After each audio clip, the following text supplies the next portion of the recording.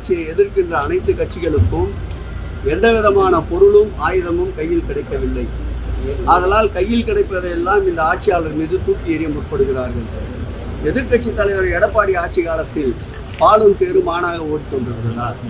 அவருடைய தலைவர் என்று போற்றப்படுகின்ற தலைவருடைய அந்த பங்களாவிலே, கொடைநாடு பங்களாவிலே இருக்கின்ற காவலரை கூட காப்பாற்ற முடியாத துப்புக்கெட்ட ஆட்சி ஒரு ஆட்சியை நடத்தி கொண்டிருந்த எடப்பாடி பழனிசாமிக்கு சட்டம் ஒழுங்கை பற்றி பேசுவதற்கு எந்த விதமான அருகதையும் இல்லை. ஏதாவது காய்ந்த மரத்தில் கல்லடிப்படும். அதுபோல் அவர் தொடர்ந்து வாய்க்கொழுப்பெடுத்து பேசி வருகின்றார். அவருடைய உயரம் அவருக்கே தெரியவில்லை. அவர் கண்ணாடி கூண்டிலிருந்து கல்லெறிந்து கொண்டிருக்கின்றார். திராவிட முன்னேற்ற கழகம் கற்போட்டை திரும்ப தாக்க வேண்டும் என்று நினைத்தால் அவர் தாங்க மாட்டார். கலைஞர் குறித்து தவறான பாடல் பாடியதற்காக அவரை சாட்டை துரைமுருகன் அரெஸ்ட் பண்ணீங்க. அவரை அது